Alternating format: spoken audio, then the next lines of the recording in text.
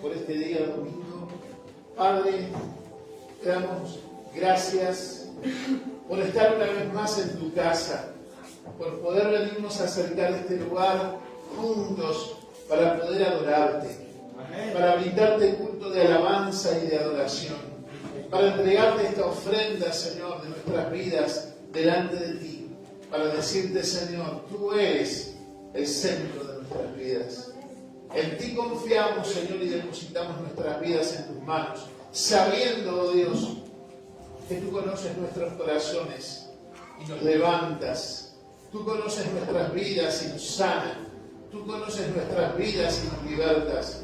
Por eso, gracias, Señor, por estar en tu casa y permitirnos adorarte, permitirnos alabarte, Señor. Por eso hoy hemos venido a tu casa para brindarte un culto de alabanza y de adoración. Señor, te pedimos en esta hora que mientras tu palabra es soltada, tú puedas estar obrando en nuestras vidas, restaurando nuestros corazones, dando libertad a todo nuestro ser.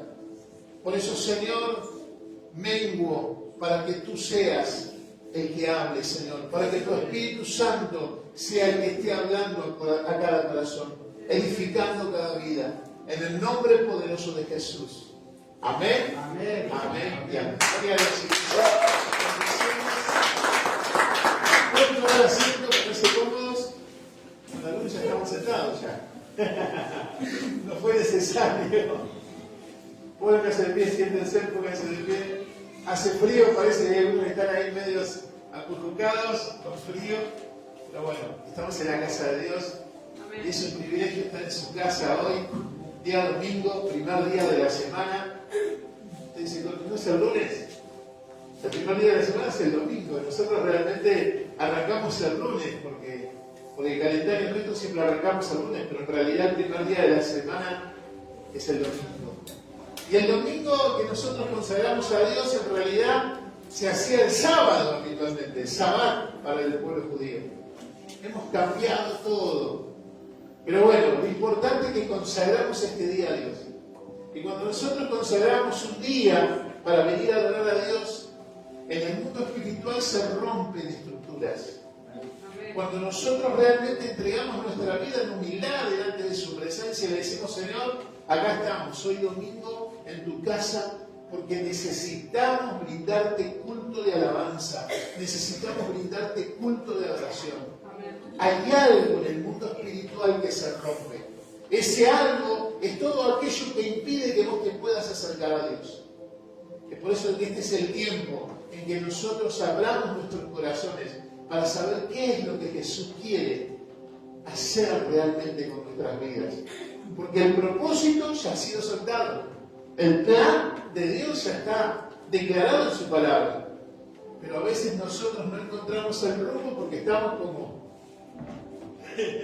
medios perdidos. Pero Jesús nos llamó con el propósito de poder heredar la vida eterna y la salvación. Entonces, Anita decía, Dios es solamente eterno, pero nosotros somos invitados a participar de esa mesa para poder nosotros también heredar la inmortalidad. Porque mientras estamos en esta tierra caminando somos seres mortales, pero Él ha descendido el plano terrenal y nos ha abierto una palabra de esperanza y nos invita a disfrutar de la eternidad con Él. ¡Qué tremendo privilegio! ¿No? A veces nosotros ambicionamos terrenalmente tantas cosas y no visualizamos que Jesús nos está ofreciendo vida eterna y reinar juntamente con Él. ¡Wow! Por eso lo que quiero compartir hoy son las promesas. No pueden sustituir el lugar de la obediencia. Las promesas no pueden sustituir el lugar de la obediencia. ¿Cuántos hemos prometido a Dios cosas? ¿No? ¿Cuántos les hemos prometido cosas a Dios?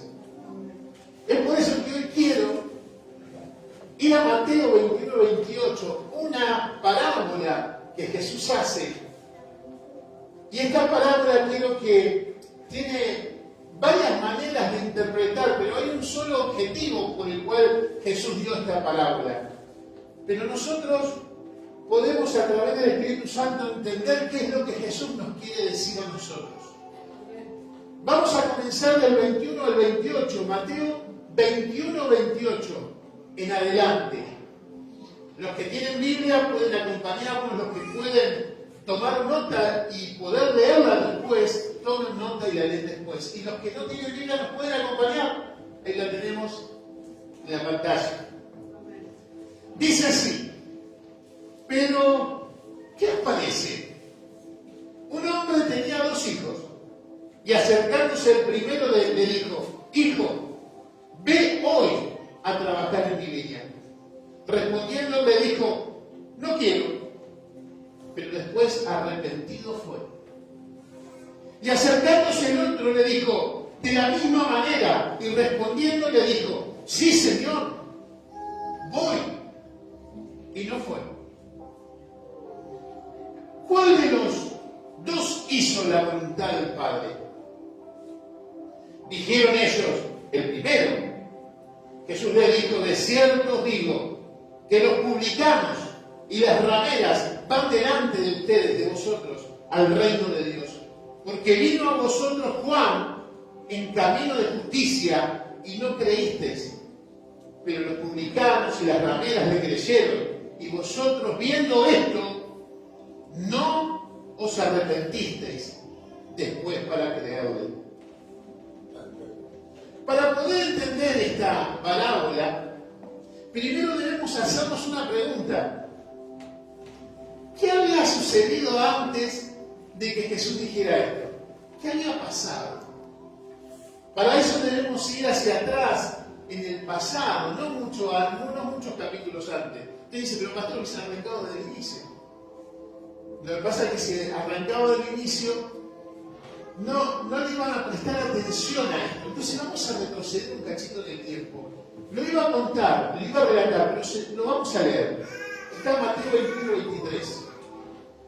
Miren lo que dice Mateo 21, 23. Unas hojitas más atrás, los que tienen Biblia y los que no pueden leer en la pantalla. Cuando vino al templo, ¿a dónde había ido Jesús? Al templo.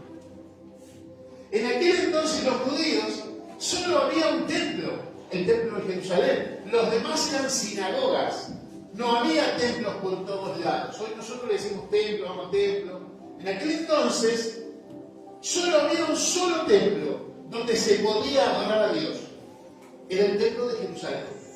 Por eso cada vez que alguien había una fiesta anual, los que vivían lejos de la ciudad de Jerusalén hacían toda una caminata hasta llegar, se tomaban el micro, no andaban en aviones, no andaban ni siquiera en bicicleta. Apenas algunos avesados tenían carros o alguna mula, pero la mayoría era el ómnice, como le decimos nosotros, ¿no? Caminar a pie.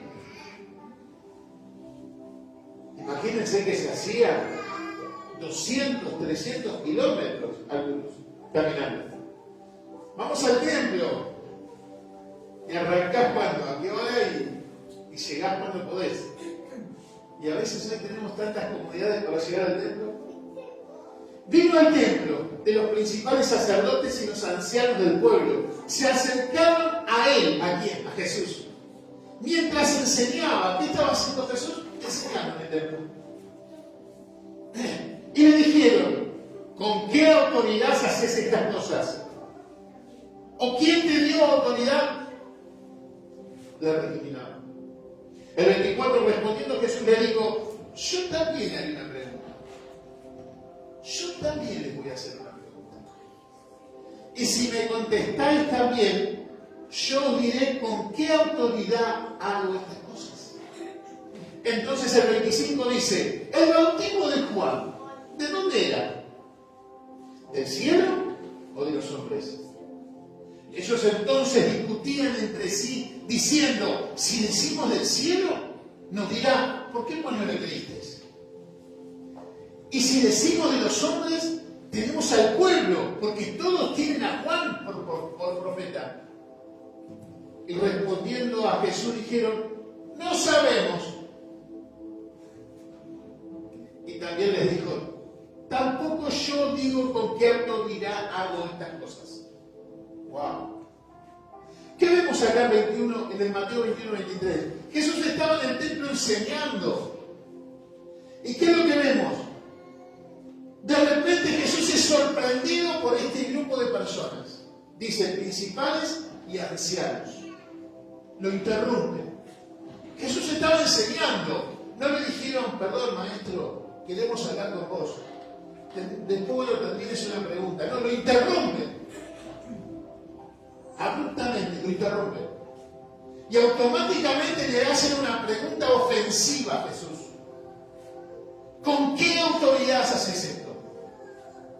¿Por qué decían estas cosas los principales sacerdotes y los ancianos? ¿Quiénes eran estas personas? Los principales sacerdotes en aquel momento, en la época de Jesús, no estamos hablando mucho más atrás, sino en la época de Jesús, eran un grupo religioso político de los saduceos compuesto en buena medida por personas nobles, ricas, que usurpaban el poder político del pueblo judío frente al imperio romano. Ellos se habían vendido sus vidas a la política de Roma. Eso es lo que había sucedido. Ya se había corrompido el sacerdocio que venía heredándose. Si no eran nobles, personas apoderadas, económicamente en una buena posición, y estaban usurpando ese lugar. ¿Quiénes eran los ancianos? Fueron líderes de diversas familias de las tribus que habían asumido el liderazgo. Es decir, el pueblo de Israel estaba dividido en 12 tribus. Israel estaba dividido en 12 grupos, porque era muy grande. Había quedado así desde la época de Moisés, porque estaba representado por cada uno de los hijos. No vamos a profundizar en eso. Pero ¿qué sucedía? Ellos eran los ancianos. Entonces, ¿qué es lo que nos está diciendo el texto? Estas personas eran los que tenían el control en el templo de Jerusalén. Entonces Jesús estaba enseñando, porque era un maestro, y le dice, ¿y vos quién sos? ¿Qué estás haciendo acá? ¿Quién te dio autoridad? Si nosotros somos la autoridad. Nosotros somos los sacerdotes. Nosotros somos los ancianos. ¿De dónde saliste? ¿Quién sos? ¿Nota qué es lo que estaban haciendo? Mientras enseñaba, le dijeron, ¿con qué autoridad haces estas cosas? ¿Y quién te dio esa autoridad? Lo interrumpen a Jesús en su enseñanza. Y le preguntan, ¿con qué autoridad o a quién le dio esa autoridad? Porque como vimos, según ellos era la autoridad. Según ellos era la autoridad. ¿Por qué? Porque estaban basados en sus costumbres, en sus tradiciones, arraigados en esas costumbres y tradiciones. Entonces, Jesús le hace la pregunta, el bautismo de Juan, ¿de dónde era? ¿Del cielo o de los hombres? Ellos discutían, ¿saben por qué? Porque sabían la respuesta. Sabían la respuesta. Entonces, no querían quedar en evidencia ante la pregunta de Jesús. Y prefirieron, ¿qué cosa? Mentir. Los sacerdotes de esa generación, los líderes, mintieron a Jesús. No sabemos. Ingenuos, no sé nada, no entiendo. No sé qué me está diciendo. No entiendo. Entonces Jesús les responde poniéndolos en evidencia en su mentira. Y les dice el 27, y respondiendo a Jesús dijeron, no sabemos. Y él también les dijo, tampoco yo os digo con qué autoridad hago estas cosas. Es decir, los pone en evidencia. Ustedes no me dicen con qué autoridad, yo tampoco se los voy a decir. Entonces les cerró la boca. No pudieron decir nada. Cuando el pecado está a la puerta de un corazón egoísta, orgulloso, No quiere salir hacia afuera. Se cierra hacia adentro. ¿En qué estoy equivocado? ¿Cuál es mi falta? No sé lo que me pasa. ¿Por qué estoy así? No entiendo. Dice la palabra que Jesús, cuando partió y derramó su Espíritu Santo sobre todos, dice que ya Él escribió en nuestros corazones, en toda la humanidad, no solamente en los creyentes, su palabra. Y es la conciencia que a veces nos advierte y le dice que eso no está bien. Eso no está bien. No lo hagas. Tu conciencia escribió ya el Señor en nuestros corazones lo que está bien y lo que está mal. Entonces ahí nosotros no podemos hacer como estos fariseos y estos ancianos, decir, no sé yo, a mí nadie me dijo. Jesús sabía que ellos sabían, y nosotros también tenemos escrito en nuestros corazones la palabra de Dios. Tenemos los mandamientos impregnados en nuestra vida. Ahora vamos a la palabra que leímos al principio, porque ahora sí va a tener sentido. Miren, Mateo 21-28 decía, ¿para qué os parece? Dice, ¿qué os parece? Porque después de esto Jesús da la palabra. Después que termina de decir, yo no les voy a decir, dice, ¿qué os parece? Un hombre tenía 2 hijos. Acercándose al primero le dijo, hijo, ve hoy a trabajar a mi niña. Respondiendo él dijo, no quiero. Pero después arrepentido fue. Y acercándose al otro le dijo, de la misma manera, y respondiendo él le dijo, sí Señor, voy. Y no fue. ¿Cuál de los 2 hizo la voluntad del Padre? Y los que estaban con Jesús dijeron, el primero. Jesús les dijo, de cierto os digo, que los publicanos y las rameras van delante de vosotros al reino de Dios. ¿Qué nos enseña esto? Muchas personas que están en pleno pecado, al reconocer su falta, se arrepienten de lo que están haciendo y cambian de actitud. Y ellos se acercan al reino de Dios. Pero a veces nuestro conocimiento de la palabra, a veces el conocimiento de la revelación de Jesús, nos hace decir que Jesús me entiende. Él sabe. Y no pedimos perdón. Levantamos nuestro orgullo en nuestro corazón y construimos una muralla creyendo que de esa manera Dios va a entender o comprender. Pero Jesús quiere un corazón humilde. Ninguno de los hijos era un ejemplo. Ninguno de los 2 hijos de esta parábola era un ejemplo. Ninguno de los hijos satisfacía el corazón del padre. Uno tenía una mala actitud, pero fue obediente. Tenía una mala actitud, pero fue obediente. El otro parecía estar sujeto a la voluntad del padre, pero no lo obedecía. El hijo ideal hubiese sido aquel que se sujetaba a la voluntad del padre. Miren lo que dice Juan 14:21. Jesús diciendo estas palabras, un fragmento, arranca con una pregunta este fragmento del 21. ¿Quién es el que me ama? ¿Quién es el que me ama? El que hace suyos mis mandamientos. ¿Quién es el que me ama? Dijo Jesús. El que hace suyos mis mandamientos y los obedece. Y al que me ama, mi Padre lo amará, y yo también lo amaré y me manifestaré a él. ¡Wow! ¿Qué es lo que está diciendo acá?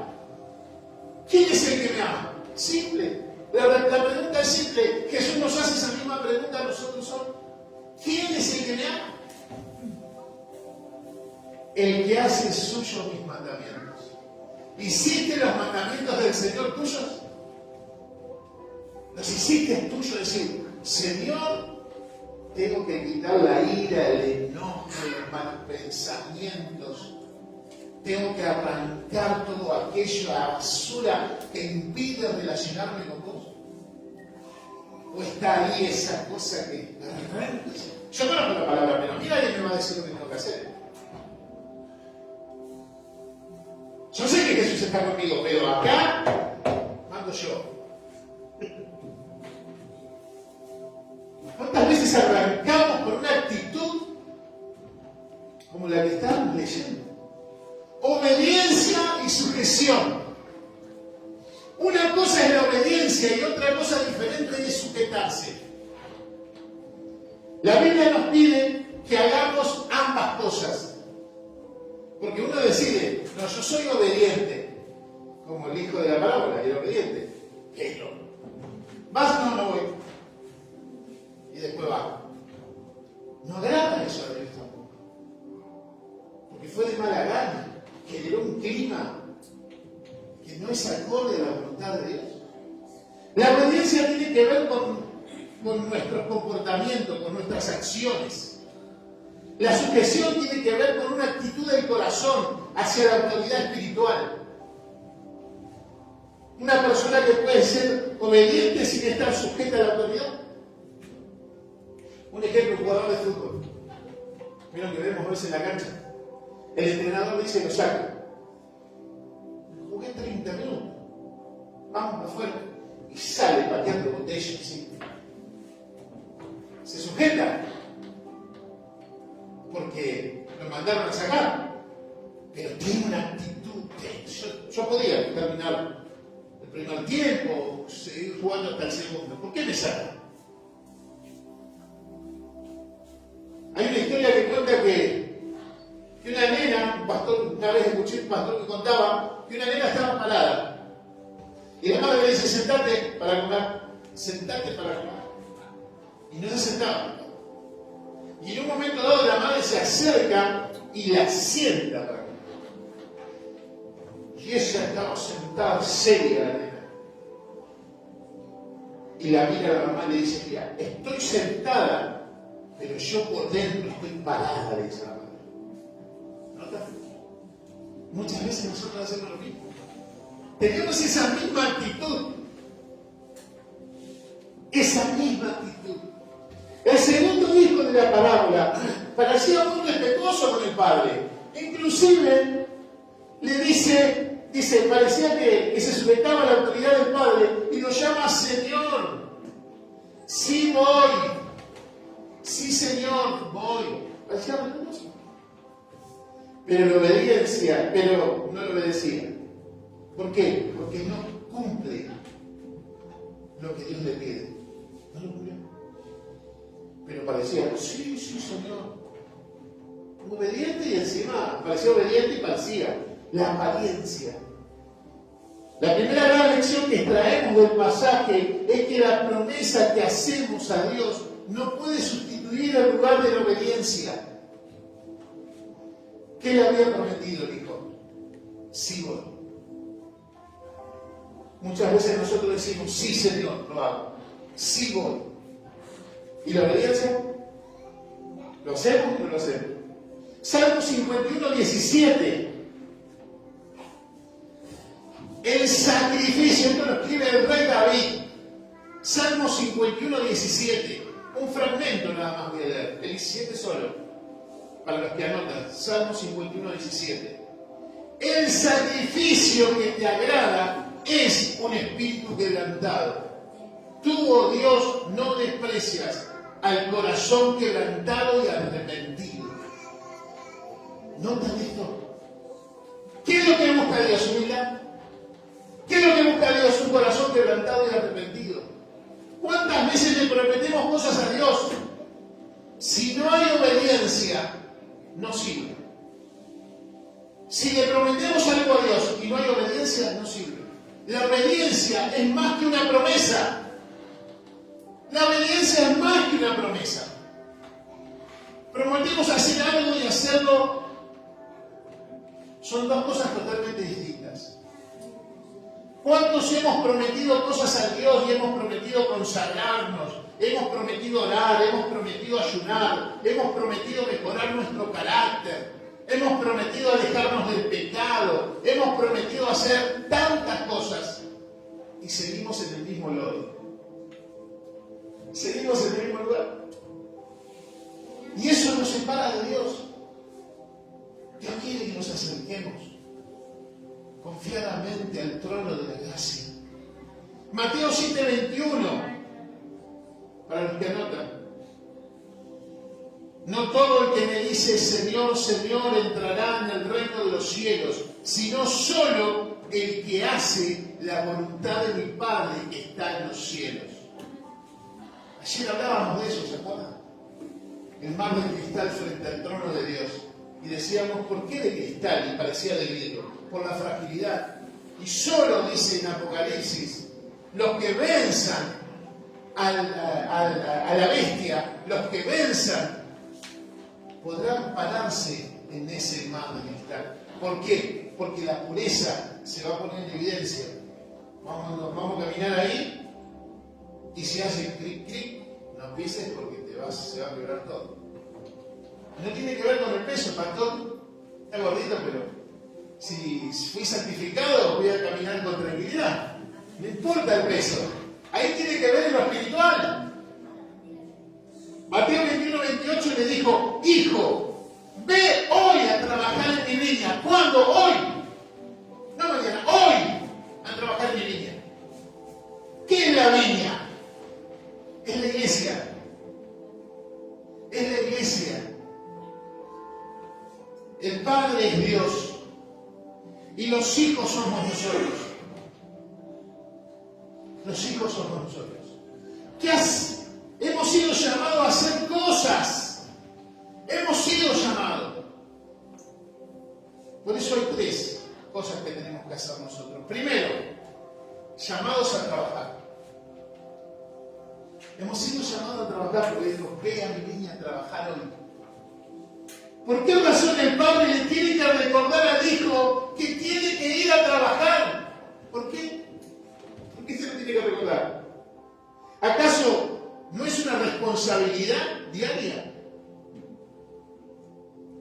El hijo no necesitaba ninguna invitación especial para ir a trabajar a su viña. No necesitaba ninguna invitación. ¿Por qué? Porque su responsabilidad era su responsabilidad diaria. Muchas veces olvidamos demasiado pronto que hemos sido llamados a trabajar y servir por las cuestiones de la vida. Los estudios, el trabajo, el cortar el pasto del fondo, lavar la ropa. Se te rompió el auto, se te rompió la moto, pinchaste la bicicleta, no vendiste lo que tenías que vender. Nos olvidamos muy pronto. Pasamos frío vendiendo algo y no vendimos nada. Es necesario que se nos recuerde lo que es obvio. El pueblo de Israel también se le recordaba constantemente, decía, pero ¿cómo no se dan cuenta? Nosotros somos iguales. Y no importa el nivel espiritual que tengamos, los escribas y fariseos, Jesús los reprende, dice, ustedes son unos mentirosos, hipócritas. Me dicen que no saben con qué autoridad había hecho Juan estas cosas, entonces yo no les voy a decir con qué autoridad. Él sabe que nosotros sabemos, pero nosotros tapamos nuestros oídos y decimos, no queremos escuchar la voz de Dios. Este llamado de Mateo 21:28, hijo, ve hoy a trabajar en mi viña. Este llamado está vigente hoy. Este llamado está vigente hoy. Y Jesús dijo, en los negocios de mi Padre me es necesario estar, lo dijo en Lucas 2. Hicimos lo mismo. Los intereses de Dios a veces no son nuestra prioridad. Y muchos creyentes han caído convencidos de que tienen que resolver sus asuntos personales primero que trabajar en la viña del Señor. La eternidad está en juego. Nuestra vida eterna está en juego. Mateo 21:28, y le dijo, hijo, ve hoy a trabajar en mi viña. Y el Señor le dice, hijo, ve hoy a trabajar en mi viña. El que duerme se pierde. El que no avanza, retrocede. El que no sube, baja. Segundo llamado, a trabajar para Dios. Mateo 21-28 le dijo, ve hoy a trabajar en mi viña. Era de él. Es la de él. ¿De quién es? De él. Mi viña. Tercer llamado, a trabajar hoy. Le dijo, hoy trabajar en mi viña. ¿Qué tiempo? Hoy. Les voy a contar una historia breve. Hubo un evangelista, Moody, el 8 de octubre de 1871, estaba predicando en un gran auditorio, porque él tenía una gran iglesia. Había comenzado con una pequeña reunión en una casa y llegó a tener, pero era un pequeño grupo, y llegó a haber hasta 600, 700 personas en las reuniones. Pero había comenzado con 3, 4 personas, y a medida que iban pasando el tiempo, los años, se convirtió en una gran iglesia. Y estaba predicando en uno de sus auditorios en Chicago, en los Estados Unidos, y esa noche él estaba predicando acerca del texto que dice, ¿qué haré con Jesús llamado el Cristo? Eso lo encontramos en Mateo 27, 22, después lo pueden leer. El título de ese mensaje de él era, ¿qué haré con Jesús llamado el Cristo? Ese era el mensaje. Y le estaba predicando a las personas y dijo, tomen toda esta semana para reflexionar en este texto. Y el fin de semana que viene, le dice Moody, yo les hablaré acerca de la resurrección de Jesucristo y entonces, decía él, el próximo domingo todos vamos a tomar una decisión. Es decir, iba a esperar toda una semana completa para dar el sermón que quería dar.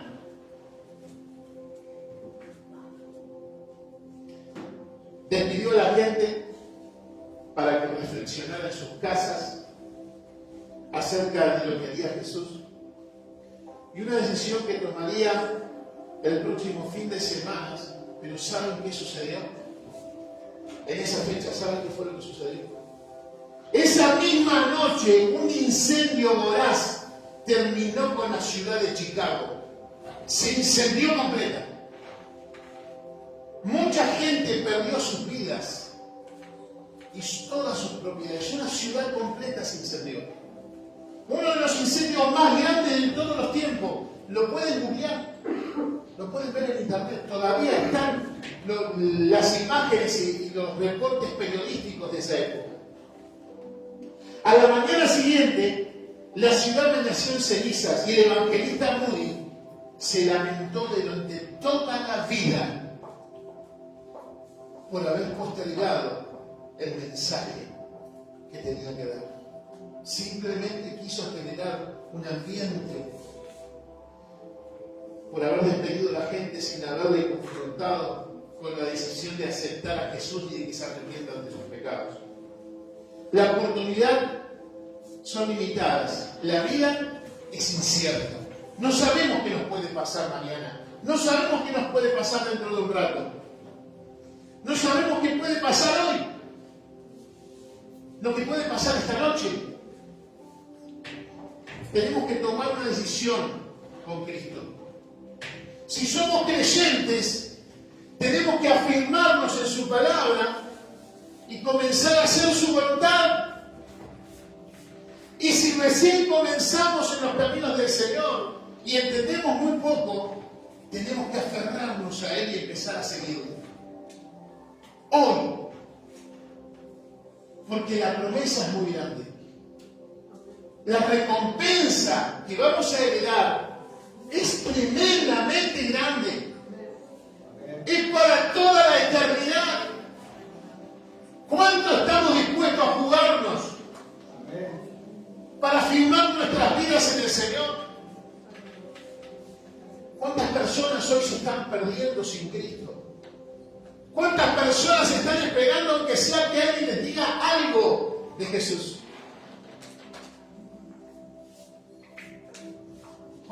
veces ese pequeño granito de arena que nosotros damos, que parece insignificante, pero yo no cambié la vida de nadie.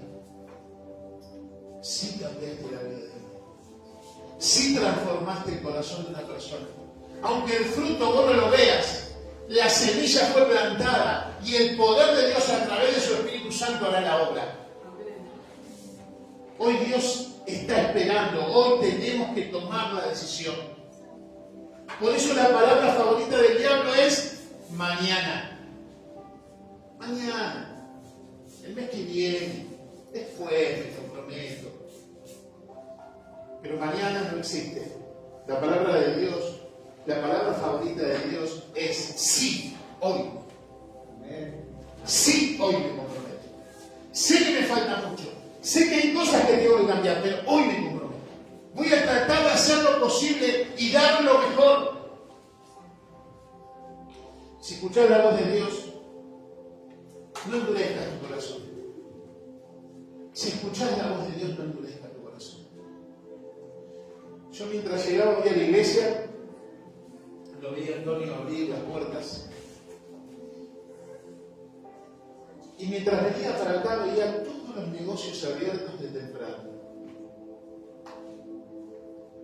Todos los negocios abiertos de temprano. Yo digo, este no es un negocio, esta es la casa de Dios. ¿Y a qué hora la abrimos? ¿A qué hora están abiertas sus puertas? A veces un negocio para poder vender dice, uy, vamos a abrir 7 de la mañana. No, ni el otro. Yo recuerdo que íbamos a la verdulería con mi papá, íbamos a las 3 de la mañana al mercado. Y así cansado como estábamos después de cargar los tacones, mi papá me dijo, no, ya vamos al puesto.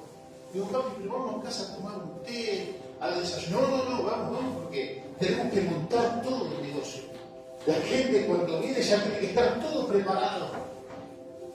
Entonces caíamos de las 3 de la mañana, llegábamos a las 5 y con cansancio, buscando las manzanas, adornando las peras, poniendo en posición las bananas. Y la gente llegaba a las 10.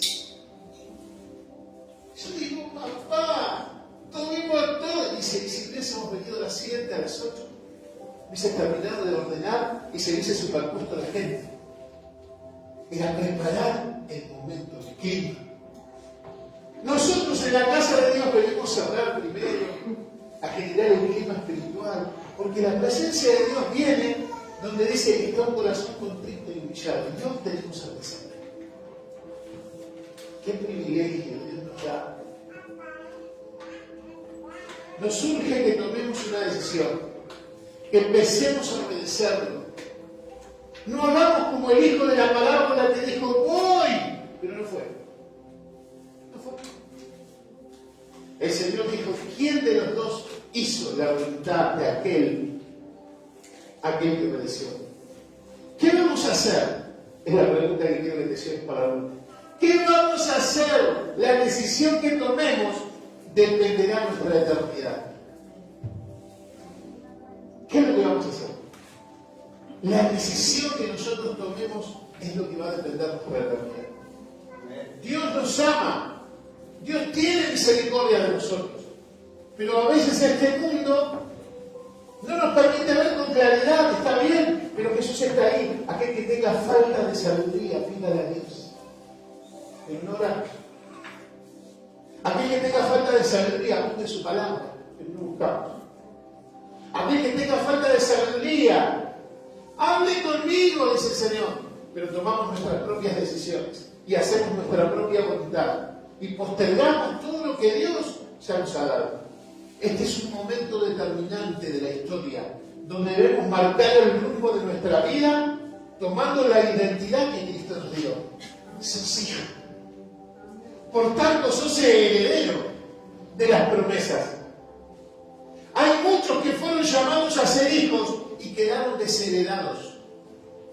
Porque vos decís, no, pero no puede ser. Sí, no todo el que me dice Señor, Señor entrará al reino de los cielos. Aquel que reciba la herencia va a ser el que sea hijo. El que no es hijo será desheredado. Cuando vayan al cielo y digan, Señor. Es como cuando alguien va a la casa del padre y dice, pero papá, yo te visitaba en el cuarto. Yo estaba acá con vos. ¿Cómo me vas a desheredar? Señor, yo echaba demonios fuera de tu nombre, predicaba en tu nombre, apartado de mi generación de maldad. ¿Qué es lo que vamos a hacer? ¿Qué vamos a hacer? La decisión que tomemos depende de nuestra eternidad. No pongamos en juego nuestra eternidad. Vamos a orar y compartamos la mesa del Señor. Padre, piedad, Señor, te pedimos piedad, Dios. Inclino mi rostro en humildad en esta hora delante de tu presencia, clamándote por mi vida primeramente, Señor. Perdónanos por nuestros pecados, perdona a tu iglesia, perdona a los que nos miran por las redes sociales, perdónanos, Señor, por haberte ofendido. Ayúdanos a comprender cada día tu palabra y poder estar en obediencia a ti, Jesús. Tomar esa actitud de obediencia, Padre. Bendícenos, guárdanos, protégenos, líbranos de todo mal, Señor. Tuyo es el reino, tuyo es el poder, tuya es la gloria. Por eso, Padre, venimos a ti para clamarte, para pedirte, para suplicarte, para que tú tomes pleno control y dominio de nuestras vidas, oh Dios. Susténtanos con tu mano poderosa, impúlsanos, Señor. Danos fuerzas porque ya no tengo. Dame aliento porque me falta. Ayúdame a caminar en tu voluntad, Señor. Ayúdame, Señor, cada día a compartir el mensaje de esperanza. En el nombre de Jesús. Padre, te pido, Dios, que tú bendigas cada vida en este día, para que tú estés sanando corazones, estés obrando con tu Espíritu Santo, dando convicción, Padre. Que tu Espíritu Santo sea el que esté obrando con poder y autoridad. Derrama de tu presencia, Señor, derrama de tu poder, derrama de tu autoridad en el nombre poderoso de Jesús. Que tu presencia fluya, Señor, fluya con poder, fluya con poder, fluya con autoridad en el nombre de Jesús de Nazaret. Gracias, Padre, gracias, Espíritu Santo, gracias, Señor, por todo lo que tú haces cada día. Te rogamos, Señor, que no tomes en cuenta nuestros pecados. Santifícanos en tu palabra, santifícanos en tu verdad, en el nombre de Jesús. Amén, amén.